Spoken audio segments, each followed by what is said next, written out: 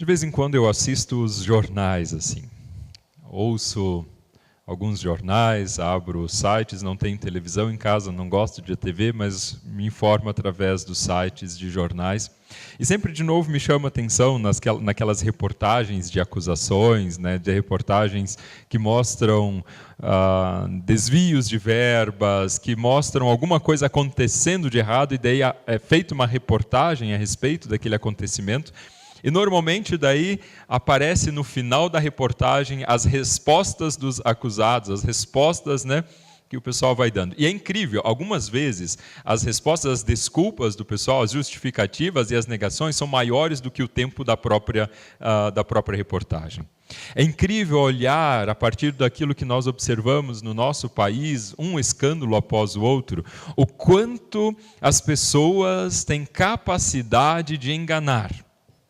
É surpreendente o quanto a natureza humana carrega consigo uma capacidade gigantesca de dissimular situações. É incrível como o ser humano consegue fingir que nada está acontecendo. O ser humano consegue criar situações, transformar realidades, e não é só a nível grande como aqueles líderes da nação o fazem. Nós, na verdade, conseguimos também. Nós conseguimos fazer com que algumas situações sejam diferentes quando nós falamos sobre elas do que na realidade são. Isso se chama dissimulação algumas vezes. Nós nascemos bons atores. Nós conseguimos fazer coisas fantásticas. Nós conseguimos empurrar situações que precisam ser esclarecidas porque nós dissimulamos, nós conseguimos agir com as situações e levá-las adiante. E nós o fazemos, na maioria das vezes, justificando até. Nós conseguimos enganar, nós, o ser humano, conseguimos enganar, na maioria das vezes, justificando situações. Lembro do Crime e Castigo, lá de Dostoiévski, um enorme de um livro escrito a respeito de um jovem que mata uma senhora que é dona do quarto onde ele vive e procura justificar isso. Afinal de contas, ela era velha, idosa, ranzinza, e que não precisava daquele dinheiro. Ele era jovem, promissor, queria uma carreira, e então se aposta daquilo que é daquela senhora. E daí Dostoiévski escreve um enorme de um romance exatamente contando como nós conseguimos justificar o injustificável, inclusive matar uma pessoa. Nós conseguimos principalmente isso, dissimular e enganar, fazendo sabe o quê? Autojustificação. Nós nos autojustificamos. Nós conseguimos arrumar desculpas que nos levam a ser as pessoas justas, afinal de contas. Foi a situação, não fui eu. A situação me levou. A pessoa me levou a isso. Mas não fui eu, de certa forma. E nós fazemos, sabe também muito o quê? Desculpas. Na mesma linha da autojustificação. Nós também buscamos culpados normalmente. Isso nós temos bastante também. Nós conseguimos criar situações onde nós olhamos para outra pessoa e ela é culpada. Na verdade, é o marido é o culpado. Na verdade, é a esposa culpada. Não, os culpados são os filhos. Não, os culpados são os pais, que algumas vezes nem existem mais. E a gente lida assim, então, com essas situações do engano e do auto-engano. E esse jeito de dissimular, a gente carrega desde que nasceu. Sabe aquela criança que chega na frente do pai, mal sabe andar, e daí o pai olha para a cara da criança e diz: o que foi que tu aprontou? Ela tenta dar um jeito, mas o pai conhece, a mãe conhece e diz: aprontou alguma. Ou algumas vezes é assim como as crianças se achegam e dizem: papai, te amo muito, sabia? Aprontou alguma. Chegassem desse jeito. Ou algumas vezes é assim, quando as crianças são chamadas ou aprontam, e daí quando o pai, elas passam perto do pai, vão chamar atenção. Isso já aconteceu uma vez, eu observando, conversando com um casal, e a criança tinha aprontado, o pai percebeu, quando a criança estava passando pela sala, o pai olhou para ela se escondeu e foi embora. Eu não estou vendo os pais não me veem, me escondi, né? E foi. pirralhinho, mal sabia andar. Mas parece que é um pouquinho disso. E algumas vezes nós, para justificar algumas coisas, temos gestos de amor, que é uma forma de autojustificação. E quem sabe esse vídeo pode nos ajudar a entender um pouquinho disso que nós somos, que carregamos conosco e que é um grande perigo. Vamos dar uma olhada?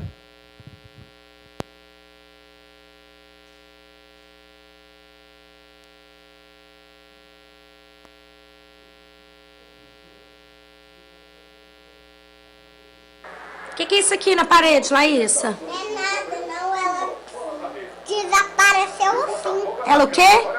Desapareceu. Desapareceu ou apareceu? Ela apareceu assim. Ué, mas como que tá laranja? Se antes ela tava branca. Ela desapareceu. Como que ela desapareceu assim? Eu botei a caixa assim nela, aí ela ficou laranja. Como? Eu peguei as caixas e fez tuque, ficou laranja. E por que você fez tuque com a caixa? Eu não sabia que ela ficava laranja. E como que ela ficou laranja com a caixa? Que eu fiz assim. Mas pra mim tá parecendo mais que alguém coloriu essa parede. Será que alguém coloriu essa parede? É minha tia. Então alguém coloriu a parede? É minha tia. Ela coloriu a parede? Ou foi você que fez isso? Ela, tô falando certeza. Certeza? Absoluta? Não, eu não tô mentindo, não. Você não tá mentindo, não? Será que se eu perguntar ao Papai do Céu, será que ele vai falar que você tá falando mentira ou não? Falou que o quê? Hã? Falou que eu fiz ali? Quem fez aquilo? Eu? Eu ouvi, você falou isso? Não, né? Certeza? Será que você não tá enganada, não? Peraí, quem fez aquilo ali que você falou com sua mãe? Eu? Olha pra mim e fala. Mas você falou que eu fiz aquilo ali? Falou. Não, né? Falou, tá gravado Ah, aqui. eu ouvi errado.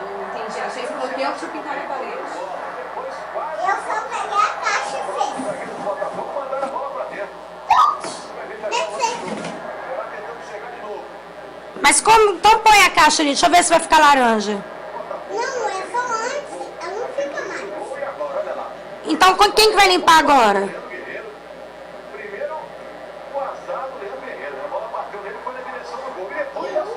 Ah, então pode ela pegar o pano e começar. Foi. É, porque você que sujou. água. Então você que vai limpar, né? Você pode pôr água? Eu não fui eu que sujei. Não, pôr água. Eu vou limpar. E por que você falou que o pessoal tinha que fez? Que coloriu?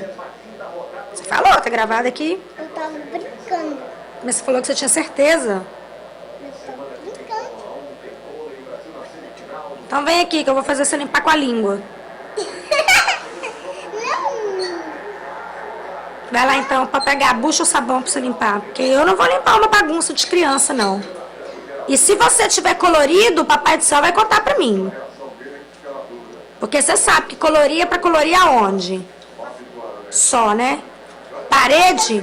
Pra você? Parede pode colorir? Eu te amo. Ai, meu amor. Olha. Que lindo. Maravilhoso. É assim? Não, mas tá lindo. E eu te amo. Toma, é pra você. E o meu hug? Mua. Te amo. Te amo. Fala tchau. Câmera. Tchau. Tchau, tia Neyara. Esse é um vídeo que mostra muito que nós somos. Desde que quando nascemos. Essa é a nossa natureza, para falar bem a verdade. É o que nós exatamente somos. E por mais engraçado que pareça esse vídeo, e de fato ele é, quando nós olhamos para ele, talvez até nos reconhecendo um pouco, ele expressa exatamente aquilo que está em nós. Aquilo que lá em Gênesis 3, um texto de 4.000 anos, dizia que o ser humano fez. Que quando Deus chega para ele, depois desse ser humano ter feito alguma coisa muito errada, que atrapalhou a relação com esse Deus, o ser humano se esconde atrás de uma moita e Deus diz para ele, onde tu está? E ele se esconde atrás daquela realidade, daquela moita. E daí depois Deus chega de frente a frente, e ele diz: o que tu fez? E ele diz: eu nada. A mulher que tu me deu foi que me enredou na situação. E daí chega para a mulher, esse Deus diz: mas então você o que fez? Eu nada. Foi a serpente que tu criou que fez. Expresso nessa criança 4.000 anos depois. É a mesma forma como nós lidamos com as situações da nossa vida e que geram grande embaraço, sim, que geram grandes consequências, a nossa capacidade de fingimento, mentira, dissimulação, justificação, autojustificação, desculpas e culpados. Isso começa engraçado, mas aos poucos o ser humano se torna profissional. E daí começa a complicar. Porque vai gerando uma imagem distorcida a respeito de nós mesmos. E as coisas vão chegando a um ponto que algumas vezes conosco surgem situações assim como um político profissional do estado de São Paulo, durante décadas depois de ser mostrado contas em paraísos fiscais, toda vez que lhe perguntavam a respeito disso, ele dizia: eu nego. Ou, como dizia um ex-presidente do Brasil, quando a cúpula do seu partido foi acusado de escândalos, quando a maioria dos seus ministros estavam envolvidos, direto ou indiretamente, no chamado mensalão, ele simplesmente diz: eu não sabia de nada. Ou, por exemplo, quando diante de recibos, de comprovantes, de contas no paraíso fiscal na Suíça, um deputado, presidente da Câmara, diz, abre aspas, não sou o dono das contas, sou apenas o usufrutário em vida. A conta não é minha, eu só uso o dinheiro, está no meu nome, mas não é minha. Eu uso o dinheiro durante a minha vida toda, mas não é minha a conta. Nas nossas formas de dissimular aqui, são apenas 3 exemplos que vêm dos 3 maiores partidos políticos do país, diferentes, e um deles, inclusive, se diz evangélico. Talvez tenha muito da nossa natureza, aquilo que nós queremos negar em nós aqui, que já nos é mostrado aqui, bem diante dos nossos olhos, dessa criança. Mas existe uma forma de engano, que ele é pior, porque ele vai nos cauterizando a consciência, ele vai nos tornando insensíveis, que é o auto-engano. O auto-engano, ele nos prende a uma falsa imagem de nós mesmos, a uma falsa imagem a respeito da nossa natureza, daquilo que nós somos, da nossa essência. E esse auto-engano, ele nos fere e fere tudo o que está ao nosso redor. Porque aqueles 51 milhões achados dentro daquele apartamento foram desviados por alguém que não começou com esse montante. Começou bem antes. Mas, de alguma forma, enredados ali no auto-engano do que eu posso, já que eu tenho oportunidades, foi levando a montantes cada vez maiores. E o auto-engano, então, gera tragédias gigantescas na vida pessoal e numa nação por inteiro. A atitude de achar que não vai acontecer comigo, que as coisas ruins são só os outros que são capazes de fazer. É um auto-engano. É uma consciência confusa a respeito do que nós somos. E muitas vezes, sim, nós erramos o alvo. Nós falhamos, sim, nós pisamos feio na bola. Não somente com pessoas à nossa volta, com as quais nós convivemos. Nós fazemos isso também com Deus. Nós fazemos com Deus não conhecendo a nós mesmos, a nossa natureza, o que nós somos. Nós temos uma imagem distorcida de nós diante do próprio Deus. E fazemos isso diante daquele que sabe muito bem que nós estamos dissimulando e mentindo, nos auto-enganando. Então, como lidar com isso? Se reconhecemos isso, como lidar com essa situação? Se nós de fato somos assim. Eu quero convidar que nós possamos abrir lá das últimas cartas do Novo Testamento, da primeira carta de João, antes do Apocalipse, antes de Judas, daí vem João, lá no finalzinho do Novo Testamento. Na primeira carta de João, capítulo 1.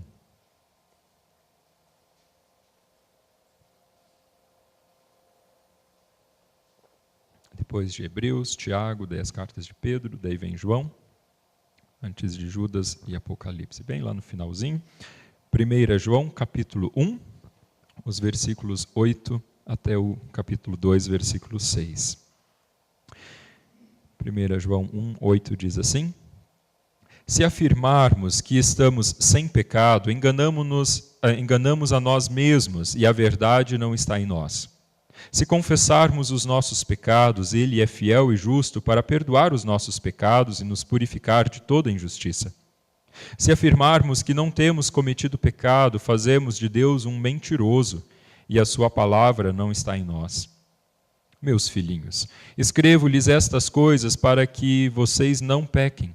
Se, porém, alguém pecar, temos um intercessor junto ao Pai, Jesus Cristo, o justo.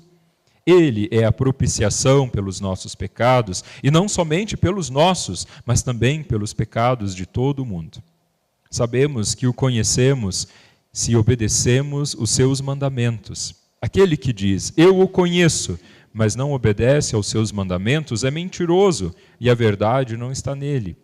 Mas se alguém obedece à sua palavra, nele, verdadeiramente, o amor de Deus está aperfeiçoado. Desta forma, sabemos que estamos nele. Aquele que afirma que permanece nele, deve andar como ele andou. Esse é um texto que nos lembra bastante daquilo que de fato nós somos, porque se nós dissemos que nós não erramos o alvo no nosso dia a dia, nós cometemos um grande equívoco aqui diante do próprio Deus. Aqui esse texto tem uma palavra que se repete várias vezes, quem sabe pensada até um pouco já ultrapassada. Ah, pastor, mas vai falar de pecado aqui de novo? Que coisa mais antiquada e ultrapassada. Na verdade, a palavra que ficou tão conotada de forma moral e parece ultrapassada, é uma palavra que é usada para dizer errou o alvo. Errou o alvo na relação com Deus e tudo ficou confuso desde então. Errou o alvo na relação com as outras pessoas, onde havia a necessidade de proteção do outro, o outro não foi protegido. Errou o alvo porque deveria ser protegido. Errou o alvo quando tirou o que era do outro, porque o que é do outro lhe cabe por direito e não se deve ser tirado. Isso é errar o alvo. Errou o alvo quando não foi fiel a outra pessoa. Aquele é o alvo. A fidelidade, o amparo, o cuidado. Essas coisas vão nos mostrando que, sim, por vezes, essa palavra tão, quem sabe, antiquada, ela é mais real do que nós gostaríamos que fosse na nossa própria vida. E por isso esse texto de 1 João vai nos lembrar que nós, por vezes, dissimulamos, nós podemos até encontrar autojustificativas, justificativas, desculpas e mentiras. Mas aqui nós temos diante de nós algo que nos mostra que por mais que nós não queiramos, perfeitos não somos. Não conseguimos. E por mais que nós empenhamos, por mais que tenhamos complexo de perfeição, de perfeccionismo, perfeitos não somos. Erramos sim o alvo. E quando reconhecemos isso, o que fazer então? Como lidar com isso quando somos sinceros? Algumas vezes nós esquecemos que o outro é feito da mesma matéria-prima que nós e esperamos dos outros atitudes diferentes daquelas que nós temos com o outro. Esperamos que o outro nos trate bem e que nos ampare, somos sensíveis para nós mesmos e esquecemos que o outro é feito da mesma matéria-prima que nós, que quando eu o agrido, ele também sofre, então erramos o alvo. A crítica, quem sabe, te incomoda tanto porque você até gostaria de ser perfeito, mas não tem conseguido dissimular o suficiente. Essa é a realidade diante da qual nós estamos, se o reconhecemos assim. E essa dificuldade de reconhecer quem nós somos e o que nós precisamos complica a nossa vida por inteiro e os nossos relacionamentos e complicam uma nação por inteiro. Porque nos enreda no auto-engano e nas oportunidades confusas. Na nossa essência, nós precisamos de algo a mais. E daí aqui aparece uma promessa, uma palavra de esperança que nos deixa um grande desafio. Porque quando nós reconhecemos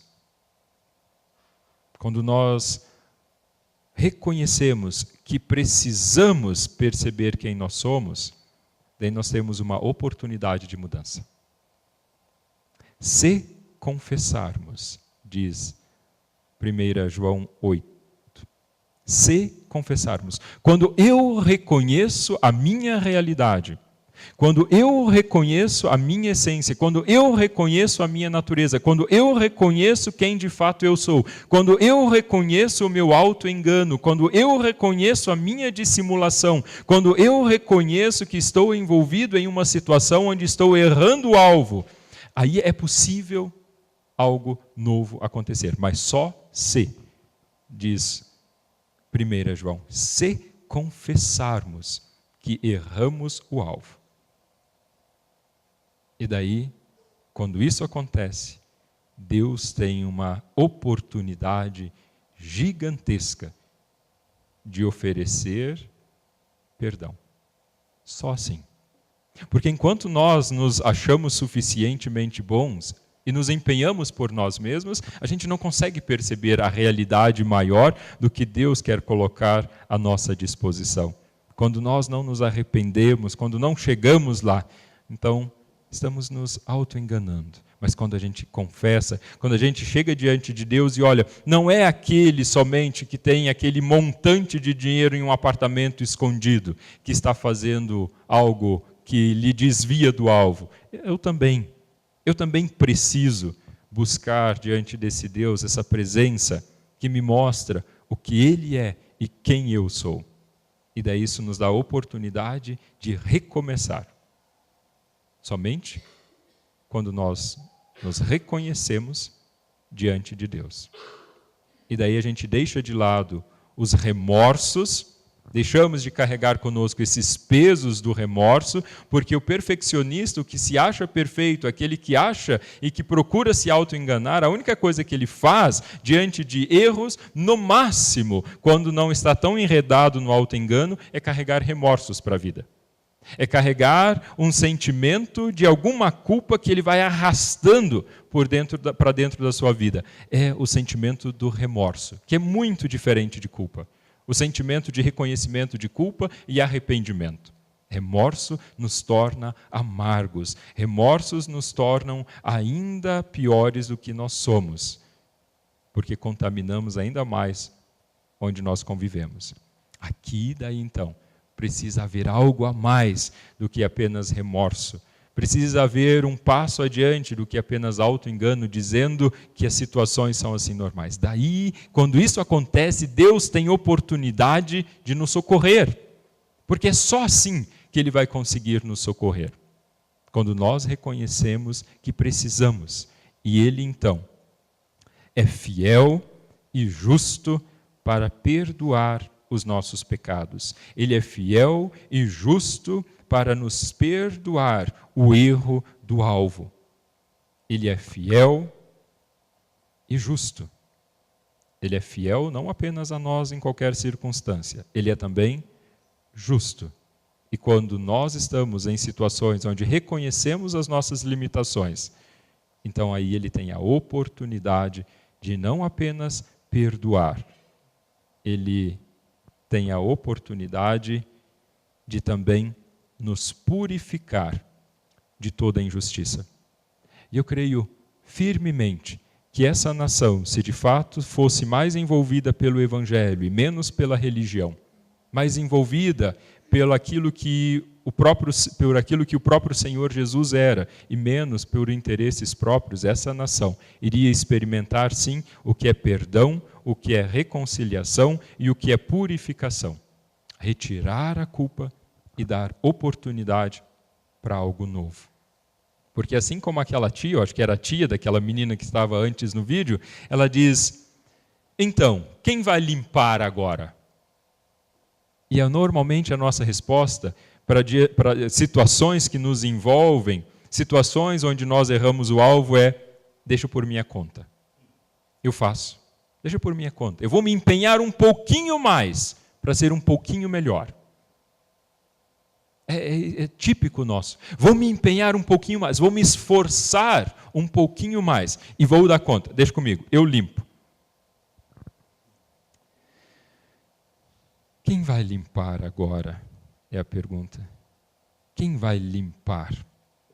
E a partir daqui a pregação só vale para aqueles que reconhecem que de fato precisam, que não são perfeitos. Na verdade, a nossa natureza só pode ser limpa com algo muito precioso. Só pode ser limpa com aquele que o texto aqui nos diz que é a propiciação, que é o pagamento, que é o resgate por causa dos nossos pecados. E não somente por causa dos nossos, mas também pelo erro do alvo de todo o mundo. Olha só, o texto vai nos dizer que nós temos um advogado, que nós temos um intercessor junto ao Pai, e o nome dele é Jesus, o Cristo.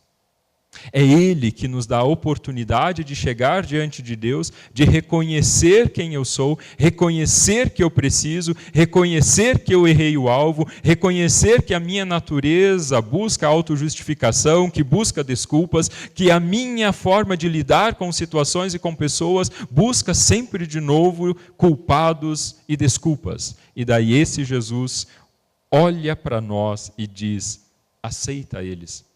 Porque o que tinha para ser pago, já foi pago por mim. Aquilo que tinha de necessidade de haver compensação, eu já fiz.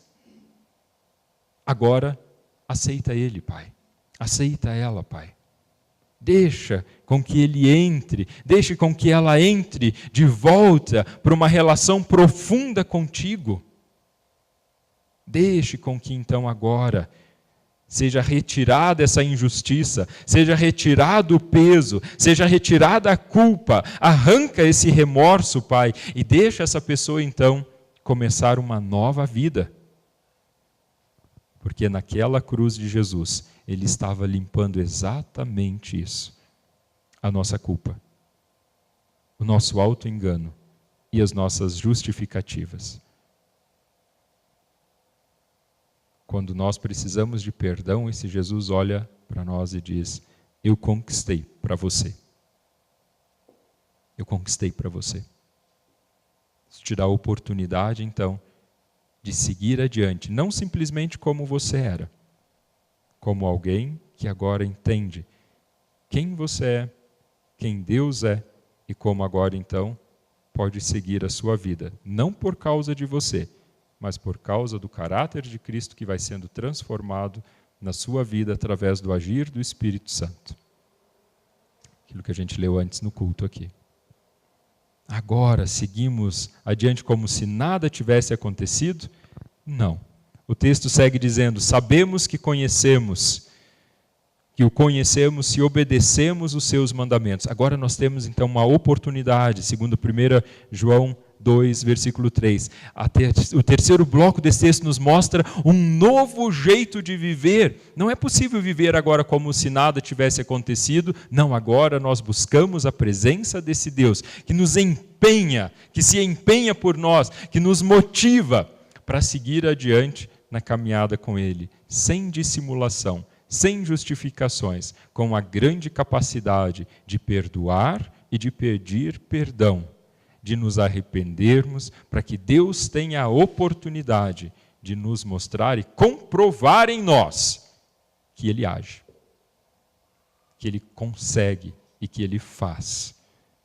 temos alguém que nos capacita a viver de forma justa, por nós termos sido justificados por causa dele, declarados justos na presença de Deus. Isso nos tira o peso da culpa e nos dá a oportunidade de seguirmos adiante com aquele que é responsável pela nossa vida, seguindo adiante aquele que se empenha por nós.